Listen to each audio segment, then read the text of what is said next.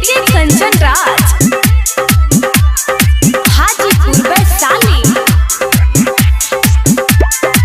Smart recording studio रहस मेहरा cell बड़े गरदी हसारे चढ़ाली जवानी होई झरदी हसा होई बरतिया बिगाड़ दी हसा तोरा चोलिया के फाड़ दी हसा।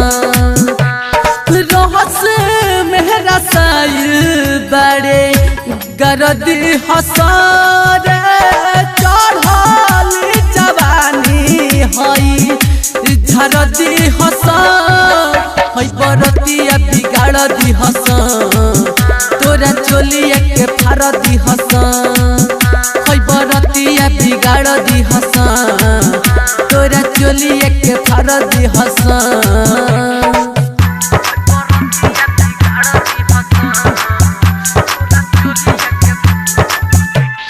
डीजे कंचन राज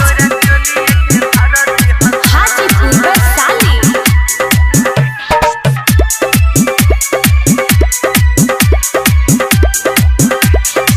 लेके नमरिया अपन घंघरिया सुन जे छौड़ी उठाइबे रे के मोहन पानी पानी हो जाई तेही बाबाल करावई रे। अरे सुन रे लेके नमरिया अपन घंघरिया सुन जे छौड़ी उठाइबे रे के मोहन पानी हो जाई तेही बाबाल करावई रे। कहगारो बरतियाला सरदी हसरे ढोढ़िया पढ़ेला तोरा मरदी हस हई बरतिया बिगाड़ दी हस तोरा चोलिया के फाड़ दी हस हई बरतिया बिगाड़ दी हस तोरा चोलिया के फाड़ दी हस मन।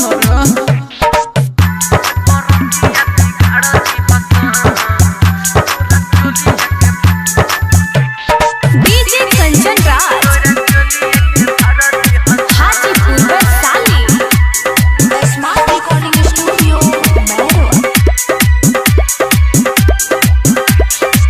बड़े रसीली चिकन चिहली बचे न कने सपाइबे रे बिहस खोद अबे खोजैबे लोट रे पियात बंगाल जाइबे रे। मान जो आपका जान लगे बड़े रसीली चिकन चिहली बचे न कने सपाइबे रे बिहस खोद अबे खोजैबे लोट रे पियात बंगाल जाइबे रे। सोते अब सवरिया मजा मरली हसा विकास बिहारी जो सदा हरदी हसा हई बरतिया बिगाड़ दी हसा